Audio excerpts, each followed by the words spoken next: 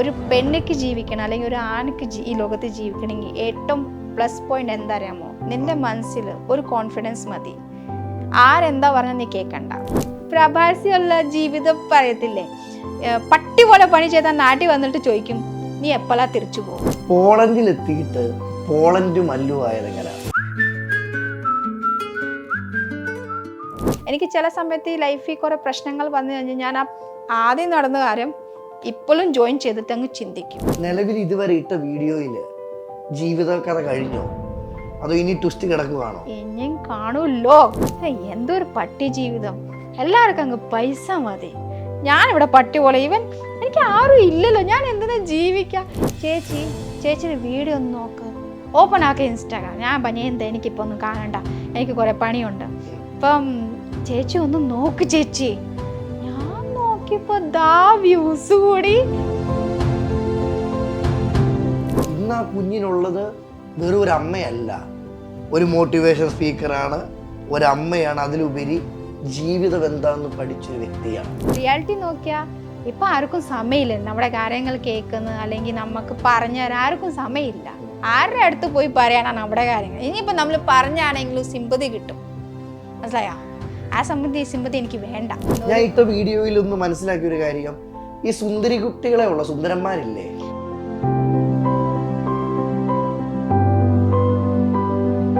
ഇനിയിപ്പം ഞങ്ങൾക്ക് ഏറ്റവും കൂടുതൽ അറിയേണ്ടത്, അങ്ങനെ ബാംഗ്ലൂർ പോകുന്നു, ബാംഗ്ലൂർ പോയിട്ട് പിന്നെ വീട്ടിൽ വരുന്നു, വീട്ടിൽ നിന്ന് തള്ളിക്കളയുന്നു. പോളണ്ടിലെത്തിയിട്ട് പോളണ്ട് മല്ലുവായതെങ്ങനെ? പോളണ്ടിൽ എത്തിയൊരു തുടക്കം ചെറുതായിട്ട് പറയാം. ലോക്ക്ഡൗൺ ആയിരുന്നു, പെട്ടെന്നൊരു വർക്ക് പെർമിറ്റ് കിട്ടി. ദൈവം അപ്പം തൊട്ടാണ് എൻ്റെ കൂടെ എന്നാണ് എനിക്ക് വിശ്വാസം കയറി. കാരണം എൻ്റെ ഒരു ഏറ്റവും കൂടെ ഞാൻ പ്രാർത്ഥിക്കുന്ന എൻ്റെ ഏറ്റുമാനൊരു അപ്പനാണ്. സോ ഞാൻ എപ്പോഴും വിളിയാണ് എൻ്റെ ഏറ്റവും അപ്പ, എന്താണ് ഇനി നല്ലൊരു കാലം തരൂ എന്നൊരു മനസ്സിൽ പ്രാർത്ഥിക്കുന്ന ഒരു വ്യക്തിയാണ്. സോ പെട്ടെന്നൊരു വർക്ക് പെർമിറ്റ് വന്ന് ഞാൻ ജോബ്, നീ റെഡിയാണ്, നിന്നെ എടുത്ത്, നീ സ്റ്റാഫാണ് അവിടുത്തെ. അപ്പാണ് ഇവിടെ ലോക്ക്ഡൗൺ വന്നത്. സോ എനിക്ക് ഒരു വർഷം ഞാൻ വെയിറ്റ് ചെയ്ത്, പിന്നെ എല്ലാം പെട്ടെന്നായിരുന്നു. VFS എല്ലാം ഓപ്പൺ ആയി, പിന്നെ നമുക്ക് പോളണ്ടിൽ പോകാണ്ട് പെട്ടെന്ന് എല്ലാം ഒരു മാസത്തിൽ എല്ലാം അങ്ങ് റെഡിയായി കിട്ടി. ഞാൻ അങ്ങോട്ട് ചെന്ന് അവിടെയായിരുന്നു ഞാൻ ജീവിതം. അവിടുത്തെ ആൾക്കാരായിട്ട് ഞാൻ ഒരു പെണ്ണിക്ക് ജീവിക്കണം അല്ലെങ്കിൽ ഒരു ആണിക്ക് ഈ ലോകത്ത് ജീവിക്കണമെങ്കിൽ ഏറ്റവും പ്ലസ് പോയിന്റ് എന്താ അറിയാമോ? നിന്റെ മനസ്സിൽ ഒരു കോൺഫിഡൻസ് മതി. ആരെന്താ പറഞ്ഞാൽ നീ കേൾക്കണ്ട. നീ എന്ത് ചെയ്യാ അത് മാത്രമാണ് നിന്റെ മാർഗം. കോൺഫിഡൻസ് വേണം. ഇപ്പം ഞാൻ ആദ്യമൊക്കെ ഞാൻ +2 ഫെയിലാണ്. സോ എനിക്ക് ആ സമയത്തേക്ക് ഇംഗ്ലീഷ് അത്ര അറിയത്തില്ലായിരുന്നു. ഒരു രാജ്യത്തിൽ പോകുന്ന ഞാൻ എന്നാ സംസാരിക്കും എനിക്കൊന്നും അറിയത്തില്ലായിരുന്നു. ഏകദേശം എൻ്റെ ഫ്രണ്ട്സുകൾ എല്ലാവർക്കും അറിയാം ഞാൻ എൻ്റെ ഒരു ലാംഗ്വേജ് ആയി. പക്ഷേ ഞാൻ പോളണ്ടിൽ എത്തുന്ന പറഞ്ഞ് ഒരു കോൺഫിഡൻസ് തന്നെയായിരുന്നു. സോ എൻ്റെ ഹാർഡ് വർക്ക് ഞാൻ ഏറ്റവും കൂടുതൽ ബിലീവ് ചെയ്യുന്നത് ഹാർഡ് വർക്കും കോൺഫിഡൻസ് ആണ്. വിധിക്ക് പറഞ്ഞ് നമ്മൾ പിന്നെയാണ് വയ്ക്കുക. കാരണം വിധി പറഞ്ഞൊരു ഡയലോഗാണ്, നിനക്ക് വിധി ഉണ്ടോ അവൻ കിട്ടും, നിനക്ക് വിധി ഉണ്ട് നിനക്ക് നല്ല ജീവിതം കിട്ടും എന്ന് ഒരു ഡയലോഗാണ് വിധി. നിനക്ക് ഒരു മനസ്സ് ഒരു ജോലി നിനക്ക് ഹാർഡ് വർക്ക് ചെയ്യാൻ നീ റെഡി ആണെങ്കിൽ നീ ജയിച്ചവിടെ, പിന്നെ ഒന്നും ഇല്ല. ആ ഒരു കോൺഫിഡൻസ് ആയിരുന്നു എൻ്റെ മനസ്സിൽ. ഞാൻ ആ ഒരു കോൺഫിഡൻസ് എടുത്താൽ പോളണ്ടിൽ എത്തി. അവിടെ ഞാൻ ജോലി ചെയ്യുന്ന എൻ്റെ ഓണർ, ബോസിൻ്റെ വൈഫ്, എൻ്റെ അവിടുത്തെ ഫ്രണ്ട്സുകൾ. സോ ഞാൻ ആദ്യം പോയി എനിക്കൊരു പേടി ഉണ്ടായിരുന്നു. പക്ഷേ എൻ്റെ കോൺഫിഡൻസ് ആയിരുന്നു എല്ലാവരുടെ മനസ്സിൽ ഞാനൊരു സ്റ്റാറായി മാറി. വിജി സ്മൈൽ സ്റ്റാർ, എല്ലാവരും പറയും സ്മൈലാണ് സ്മൈൽ. ഞാൻ എപ്പോഴും ചിരിക്കുന്ന ഒരു വ്യക്തിയായിരുന്നു. സോ ഞാൻ ചിരിച്ചാണ് എല്ലാവരും എനിക്ക് പെട്ടെന്ന് നിൻ്റെ ലാംഗ്വേജ് എന്താണ് അതല്ല വാല്യൂ, അവിടുത്തെ ആൾക്കാരെന്നോട് പറഞ്ഞു, നിൻ്റെ സ്മൈലാണ്. ഞാൻ എപ്പോഴും ചിരിക്കുന്ന ഒരു സംഭവം കാണിച്ചു അവിടെ. സോ എനിക്കതൊന്നും ഇല്ലായിരുന്നു. ഞാൻ പോളണ്ടിൽ എത്തിക്കഴിഞ്ഞിട്ടാണ് ഞാൻ ചിരിക്കുക, ആ ഒരു ലോകം കണ്ട്. കാരണം ഞാൻ അവിടെ നിന്നാണ്, എനിക്കിപ്പോൾ ഒരു 10 ഡ്രസ്സ് മേടിച്ചെങ്കിൽ ഞാൻ അവിടെ ചെന്നിട്ടാണ് ഞാൻ എൻ്റെ ഇഷ്ടത്തിൽ ജീവിക്കുക. ഈ പോളണ്ട് മല്ലു എന്ന വിജയെ ഒരു രണ്ടാം ജീവിതമാക്കി തന്ന പോളണ്ട് അല്ലേ? പോളണ്ടാണ് എൻ്റെ സെക്കൻഡ് ലൈഫ്. ഞാൻ അവിടെ എനിക്കിപ്പം ഒരു പൊട്ട് തൊടുന്ന അല്ലെങ്കിൽ ഒരു ലിപ്സ്റ്റിക് ഇടുന്നതാണെങ്കിൽ ഇവരെനിക്ക് ഒരു ഡ്രസ്സ് ഇടുന്നെങ്കിൽ ഞാൻ അവിടെ എത്തിയിട്ടാണ് ഞാൻ എൻ്റെ ആഗ്രഹങ്ങളെല്ലാം സാധിക്കാൻ തുടങ്ങി എൻ്റെ ഇഷ്ടത്തിൽ. പിന്നെ നമ്മൾ ഏറ്റവും കൂടെ നമ്മുടെ വീട്ടുകാർ അപ്പം ഞാൻ പറഞ്ഞ എൻ്റെ അമ്മ, അച്ഛൻ, എൻ്റെ സിസ്റ്റർ, എൻ്റെ മോൾ, അതാണ് എൻ്റെ ലോകം.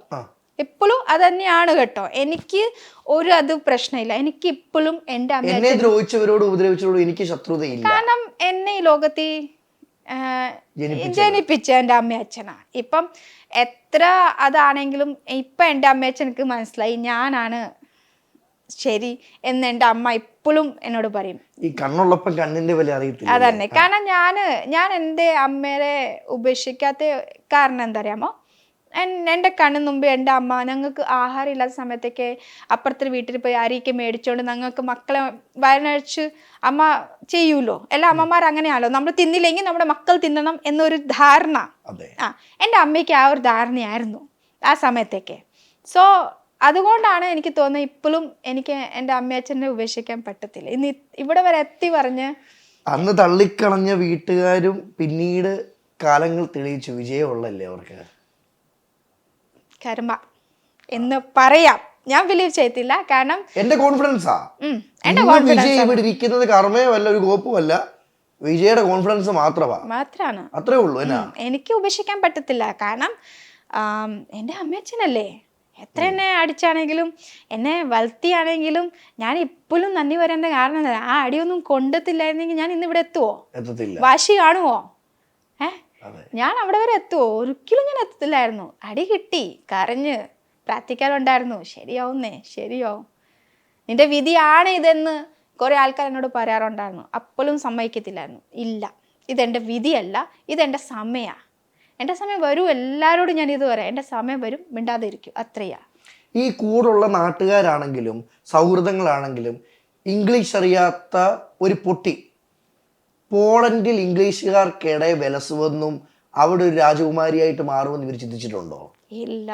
ഇന്ന് എൻ്റെ ജോലി സ്ഥലത്ത് അവിടെ വന്ന് വിജി എന്താണെന്ന് ആ ഒരാൾക്കാരെ മനസ്സിൽ ചോദിക്കാം, ഓപ്പണായിട്ട് പറയും, ഞാനൊരു സ്റ്റാറാണ് അവിടുത്തെ. അപ്പം നമുക്കൊരു രാജ്യത്ത് എത്തപ്പെടണമെങ്കിലും നിലനിൽക്കണമെങ്കിലും ഭാഷ സെക്കൻഡറിയാണ്, നമ്മുടെ കോൺഫിഡൻസ് അവസ്ഥ അല്ലേ? പറയും, എല്ലാവരും പറയും ലാംഗ്വേജ് മസ്റ്റാണ്. പക്ഷേ എൻ്റെ ഒരു അഭിപ്രായം, എന്തുവാ ലാംഗ്വേജ്, എപ്പോഴും ഉണ്ടായി ലാംഗ്വേജാ പറ, തന്തേടൊക്കെ പറഞ്ഞ് ഉള്ളിൽ നിന്നാണ് ഉണ്ടാക്കുക. അപ്പം ഈ ലാംഗ്വേജ് വന്ന് നമ്മുടെ ഈ വായ നിന്നാണ് സംസാരിക്കുന്നത്. പക്ഷെ ഈ ഒരു കോൺഫിഡൻസ് നമ്മുടെ കയ്യിൽ ഇല്ലെങ്കിൽ പിന്നെ നമുക്ക് ഏത് രാജ്യത്തിൽ പോയി ഒന്നും ചെയ്യാൻ പറ്റത്തില്ല. എൻ്റെ ഒരു അഭിപ്രായം കേട്ടോ. കാരണം ഇപ്പോഴും എല്ലാവരും പറയുന്നുണ്ട്, ഇപ്പോൾ UK പോയാണെങ്കിൽ ഇംഗ്ലീഷ് വേണം, പോളണ്ടിൽ എല്ലാ സ്ഥലത്തും ഇംഗ്ലീഷ് വേണം. പക്ഷെ അവിടെ ഞാൻ ഒരു കണ്ടെത്തി എന്താ അറിയാമോ, നിനക്കൊരു തന്തയുടെ ഉള്ള മനസ്സ് വേണം, ലാംഗ്വേജ് ഓട്ടോമാറ്റിക് പഠിച്ചോളൂന്നേ. ഇത് ചെറിയ കോൺഫിഡൻസ് അല്ല കേട്ടോ. ഒരു പാഠപുസ്തകത്തിൽ നിന്ന് കിട്ടാത്ത ജീവിതാനുഭവത്തിൽ നിന്ന് കിട്ടി, അതാ ഇന്ന് നിർത്തുന്നല്ലേ. ഞങ്ങൾക്ക് വിജയ എന്ന പോളണ്ട് മല്ലുവിനെ ഇഷ്ടപ്പെടാനുള്ള കാരണം എന്തെന്ന് പറയട്ടെ, സംസാരമാ. കാരണം വിജയുടെ ഏതൊരു ഇൻസ്റ്റാഗ്രാം വീഡിയോ എടുത്ത് നോക്കിയാലും LED വാളോ അല്ലെങ്കിൽ വലിയ കർട്ടണോ അല്ലെങ്കിൽ വലിയ ഡിജിറ്റൽ സ്റ്റുഡിയോ ഒന്നും അല്ല. ഇനി പശുക്കൂട്ടി നിന്നാണെങ്കിൽ ഞാൻ വീഡിയോ ചെയ്യും. എനിക്ക് ഫ്രണ്ടിൽ ഒരു ക്യാമറ മതി. ഞാൻ ഏകദേശം ഒരു ഏതെങ്കിലും ഒരു ഫിൽറ്റർ ഇടും. കാരണം ഞാൻ ചിലപ്പോൾ ഈ വീഡിയോ ചെയ്യുന്ന സമയത്ത് ചിലപ്പോൾ ഞാൻ എനിക്ക് ഒരു പൊട്ട് വെക്കാനും ഞാൻ നോക്കത്തില്ല, ഡ്രസ് കോഡും ഞാൻ നോക്കത്തില്ല. എനിക്കൊരു വീഡിയോ ചെയ്യുന്ന എൻ്റെ ഒരു കാര്യം ഒരാൾ കേൾക്കണം എന്നെൻ്റെ പണ്ടത്തെ ലൈഫിൽ വലിയ ആഗ്രഹം ഉണ്ടായിരുന്നു. ആരും ഇല്ലായിരുന്നു ആ സമയത്ത്. സോ ക്യാമറ എടുത്ത് ചില എന്തെങ്കിലും സംസാരിക്കാം. ഇത് ചില ആൾക്കാർ ചിരിക്കും, നീ എന്തുവാ പറയാ, ഞങ്ങൾക്കൊന്നും മനസ്സിലായില്ല, നീ ബംഗാളിയാണോ, എന്തൊക്കെ പറയും. പക്ഷേ ആ ഒരു എന്താ പറയുക, എനിക്ക് ഇഷ്ടമായിരുന്നു ആ ക്യാമറ. അതുകൊണ്ട് ഞാൻ അങ്ങ് മോട്ടിവേഷനും ഓരോരോ ആൾക്ക് എൻ്റെ ലൈഫിൽ നിന്ന് എനിക്ക് വലിയ ആഗ്രഹം തുടങ്ങി, അറിയട്ടെന്നേ. ഞാൻ ഒരുപാട് ആൾക്കാർ ഇൻ്റർവ്യൂ എടുത്തിട്ടുണ്ട്, മോട്ടിവേഷൻ സ്പീക്കേഴ്സിനെ. അവരിൽ നിന്നെല്ലാം വിജയെ വ്യത്യസ്തയാക്കുന്ന എന്താണെന്ന് വെച്ചാൽ വിജയുടെ ജീവിതത്തിൽ അനുഭവങ്ങൾ 2025 കാലഘട്ടത്തിൽ കേട്ടിരിക്കാൻ ആളുകളുണ്ട്. അതല്ലേ വിജയുടെ വിജയം അതാ അല്ലേ? എൻ്റെ ഒരു സമയത്ത് ഞാൻ എൻ്റെ ഒരു വർത്താണ്. കാരണം നമ്മൾ മനുഷ്യന്മാരാ, നമ്മൾ ഈ വിങ്ങിപ്പൊട്ടി ഇങ്ങനെ ഇരുന്നിട്ട് എന്നാ ചെയ്യാനാ? ഇപ്പോൾ ഒരു റൂമിൽ കൊണ്ട് ഇട്ട് ലൈറ്റെല്ലാം ഓഫ് ആക്കിയിട്ട് തലനേം കെട്ടിപ്പിടിച്ച് കരഞ്ഞ് നമ്മളങ്ങ് കടന്നുറങ്ങും അല്ലേ? പക്ഷെ നമ്മുടെ ഈ രാവിലെ ആയിക്കഴിഞ്ഞ് നമുക്ക് ആ പ്രശ്നം വീണ്ടും നമുക്ക് അത് തുടങ്ങും. അയ്യോ ഇതെന്തായിരുന്നു ജീവിതം, എന്താ ഇങ്ങനെ തുടങ്ങും. പക്ഷെ നമുക്കൊരാൾ സംസാരിക്കാൻ ഉണ്ടെങ്കിൽ അതങ്ങ് തീരും. പക്ഷേ അവിടെ ഒരു പ്രശ്നം എന്താ അറിയാമോ, നമ്മളിപ്പോൾ എത്ര കാലം നമ്മുടെ സ്വന്തം കാര്യം പറഞ്ഞ ഒരാളോട് അതും 8 പണി തരും. എന്താ അറിയാമോ, ഒരു വഴക്കുണ്ടായി കഴിഞ്ഞ് നിൻ്റെ ലൈഫ് ഇങ്ങനെ നടന്നിട്ടുണ്ട്, നീ അനുഭവിക്കുന്ന ഒരു വ്യക്തിയാണ്, എന്തുവാടി നീ അങ്ങനെയൊക്കെ ഇന്ന് പറയുന്ന ഒരു ആയിരുന്നു കേട്ടോ എൻ്റെ ലൈഫിൽ. സോ ഞാൻ അതെല്ലാം നിർത്തിവെച്ച് കൂടെ വേണ്ട, ആരും വേണ്ടെന്നേ, ഫോണില്ലേ, ക്യാമറ ഇല്ലേ, ഇന്ന് എത്ര ആൾക്കാരുണ്ട്, അത് മതിയില്ലേ നമുക്ക്. ഇത് ഇങ്ങനൊരു ചിന്ത വന്നപ്പോഴാ പോളണ്ടിൽ പോയി, അതിനുശേഷമാണോ? ഞാൻ ഈ അക്കൗണ്ട് പറഞ്ഞ് 2022 ഞാനിത് തുടങ്ങിയിട്ടുണ്ടായിരുന്നു. പക്ഷേ ഞാൻ അത്ര ആക്റ്റീവ് അല്ലായിരുന്നു ഇൻസ്റ്റാഗ്രാമിൽ. ടിക്ടോക്ക് ആയിരുന്നു എനിക്ക് ആ സമയത്തൊക്കെ. സോ ആ സമയത്ത് ഞാൻ ഡാൻസ്, ഡയലോഗ്, ആക്ടിങ് അതായിരുന്നു എൻ്റെ ഹോബി. പണ്ട് തൊട്ട് എനിക്ക് ഡാൻസ് അങ്ങനെയൊക്കെ ആയിരുന്നു എൻ്റെ ഒരു ലൈഫ്. എനിക്കത് എൻ്റെ പാർട്ടായിട്ട് എൻ്റെ ജീവിതം. സോ അതെല്ലാം അങ്ങ് നിന്ന് പോയപ്പോൾ ഞാൻ ടിക്ടോക്ക് അങ്ങ് സ്റ്റാർട്ടാക്കി. പിന്നെ അങ്ങ് ഇൻസ്റ്റാഗ്രാം ഇല്ലായിരുന്നു എനിക്ക് ആ സമയത്തൊക്കെ. പിന്നെയാണ് കഴിഞ്ഞ വർഷം ഞാൻ നാട്ടിൽ നവംബർ വന്നിട്ട് ഞാനിങ്ങനെ ഫേസ്ബുക്കിൽ കുറേ വീഡിയോസ് കണ്ടു. പെണ്ണാണ്ട് ചതിക്കുക, ആൺ പെണ്ണിന് ചതിക്കുക, എല്ലാം അങ്ങ് ചതിയാണ്. ഇവിടെ ആർക്കും റിയാലിറ്റി അറിയണ്ട, ഓരോ ലൈഫിൽ നടക്കുന്നു പറഞ്ഞു. ഇപ്പം ഞാനൊരു വാർത്ത നിങ്ങളുടെ അടുത്ത് ഞാനിങ്ങനെ മുമ്പോട്ട് കൊണ്ടു തന്ന, അയ്യോ ആ പെണ്ണ് ആ ചെറുക്കൻ ചതിച്ച, അല്ലെങ്കിൽ ആ ചെറുക്കൻ പെണ്ണ്. പക്ഷെ റിയാലിറ്റി എന്തിനാണ് അതറിയത്തില്ല. എല്ലാവർക്കും ഒരു പബ്ലിസിറ്റി വേണം, പക്ഷെ റിയാലിറ്റി എന്താണ് അതൊന്നും അറിയണ്ട. സോ അതൊക്കെ ഞാൻ ചിന്തിച്ചിട്ട് എൻ്റെ ലൈഫ് ഇതെല്ലാം ഡിഫറെൻ്റ് ആണോ, ഞാൻ ആരും ചതിച്ചില്ലോ, എന്നെയാണല്ലോ എല്ലാരും ചതിച്ച്, എന്നാ നമുക്കൊരു ചതി കണ്ട് മടുത്തു. ഈ നമ്മള് മലയാളത്തിൽ ചൊല്ലില്ലേ, ഈ പൂച്ച ചൂടുപാലത്തെ എന്തോ മുങ്ങിക്കഴിഞ്ഞ് പിന്നെ ചൂടുവെള്ളത്തിൽ പൂച്ച വീണ പിന്നെ കറക്റ്റ് ആ അവസ്ഥയായിരുന്നു എൻ്റെ. സോ എനിക്കത് റിപ്പീറ്റ് ചെയ്യാൻ താല്പര്യമില്ലായിരുന്നു കേട്ടോ. സോ ക്യാമറ ഇങ്ങനെ എടുക്കും, ഇങ്ങനെ ഒരു ഓൺ വോയിസ് ഇടുക, പിന്നെ ഡ്രാഫ്റ്റ് ഇടുക, അങ്ങനെയൊന്നും ആൾക്കാർ ചിരിക്കുമോ, ഞാൻ ബംഗാളിയാണോ എന്നൊരു പേടി ഉണ്ടായിരുന്നു കേട്ടോ. ശരിക്കും വിജയ് ബംഗാളിയാണോ മലയാളിയാണോ? ആക്ച്വലി ഞാൻ മലയാളിയാണ്. അമ്മ അച്ഛന് ജോലി കാരണമാണ് ഞങ്ങൾ മധ്യപ്രദേശ് ഭോപ്പാൽ സെറ്റിൽ ആയിരുന്നു. എൻ്റെ ജീവിതം പറഞ്ഞ് ഞാൻ പുറത്താണ്. ഞാൻ നാട്ടിൽ വരുന്നു പറഞ്ഞ് 1 മാസം വേണ്ടി, വർഷത്തിൽ 1 മാസം, അല്ലെങ്കിൽ ചിലപ്പോൾ ചില സമയത്തൊക്കെ ഒരു 15 ദിവസം വേണ്ടി നാട്ടിൽ വരും, പിന്നെ ഞാൻ അങ്ങനെയുള്ളായിരുന്നു എൻ്റെ ലൈഫ്. സോ അതുകൊണ്ട് ചില ആൾക്കാർ പറയും ബംഗാളി, ഞാൻ ചിരിച്ചു കാണിക്കുക, അതിനെന്തോ ബംഗാളി ആണെങ്കിലും പഞ്ചാബി ആണെങ്കിലും മനസ്സുമാരാണല്ലോ. സോ എനിക്ക് ചില ആൾക്കാർ പറയും നീ തമിഴനാണോ, ആണ്. ആദ്യം വിടുന്ന വീഡിയോയിൽ കിട്ടിയ റെസ്പോൺസ് എങ്ങനെയായിരുന്നു? അതായിരുന്നു എൻ്റെ ജനുവരി ഒരു 15-ാം തീയതി ആണോ 14-ാം തീയതി ഒരു വീഡിയോ ഞാനിങ്ങനെ പുറത്തു പോയായിരുന്നേ. അപ്പം പോളണ്ടിൽ വെച്ചായിരുന്നു കേട്ടോ. ആ ദിവസം ഇല്ലേ, ഞാൻ എൻ്റെ വീട്ടിൽ രാവിലെ ഇങ്ങനെ വിളിച്ചപ്പം അമ്മ അച്ഛനോട് എല്ലാവരും സംസാരിച്ചു കേട്ടോ. അപ്പോൾ എല്ലാവരും തിരക്ക് കാരണമാണ്, എന്നോട് ആരും ചോദിച്ചില്ല, ചോറ് കഴിച്ചെന്ന് ആരും ചോദിച്ചില്ല. എനിക്കങ്ങ് സങ്കടം വന്നു കേട്ടോ. ഞാൻ ഈ 24 മണിക്കൂർ ഇവിടെ നിന്ന് ഒറ്റയ്ക്ക് ജീവിതം, എന്നോട് ആരും ചോദിക്കുന്നില്ല. കഴിച്ചു. നമ്മൾ ഈ പ്രവാസിയുള്ള ജീവിതം പറയത്തില്ലേ, പട്ടി പോലെ പണി ചെയ്താൽ നാട്ടിൽ വന്നിട്ട് ചോദിക്കും നീ എപ്പോഴാ തിരിച്ചു പോവുക.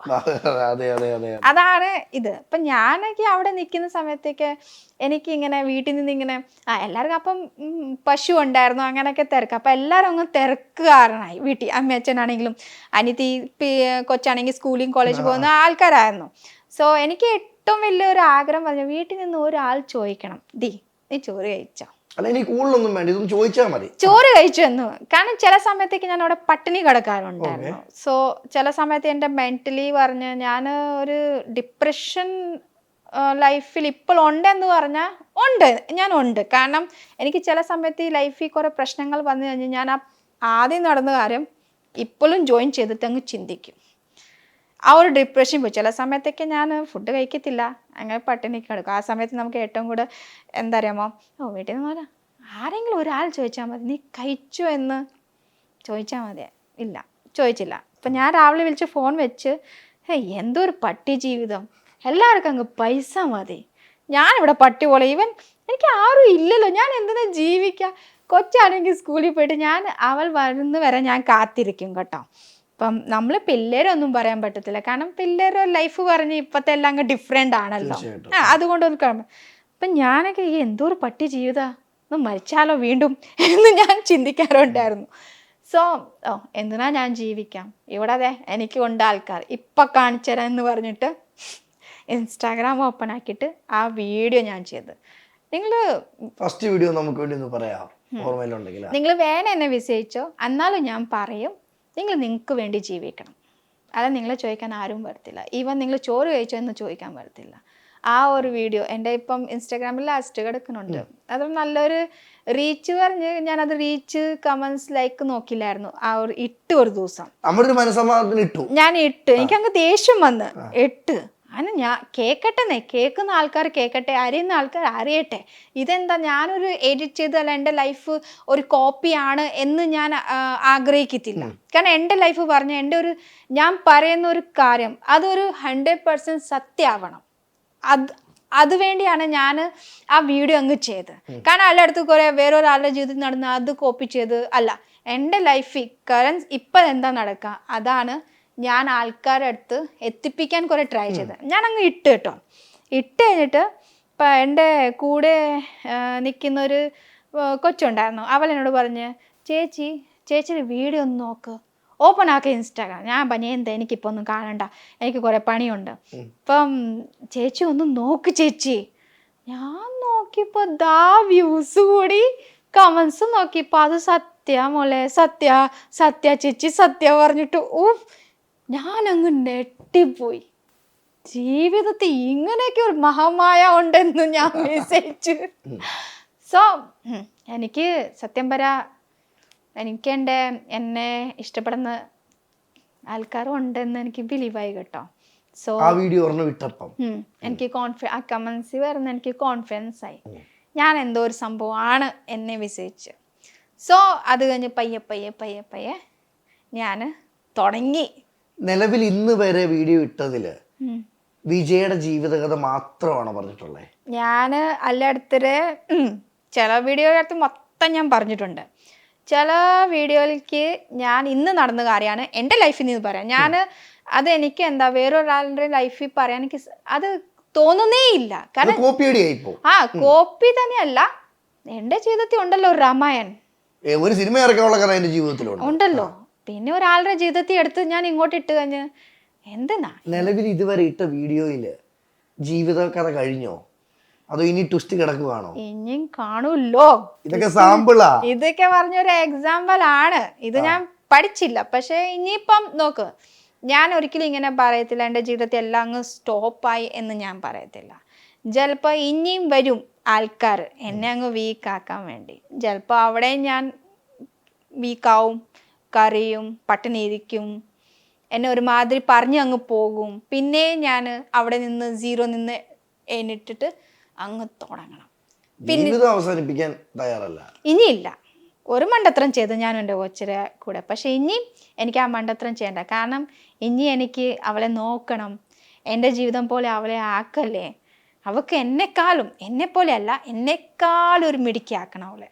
ഇന്ന് ആ കുഞ്ഞിനുള്ളത് വെറും ഒരു അമ്മയല്ല, ഒരു മോട്ടിവേഷൻ സ്പീക്കറാണ്, ഒരമ്മയാണ്, അതിലുപരി ജീവിതം എന്താണെന്ന് പഠിച്ചൊരു വ്യക്തിയാണ്.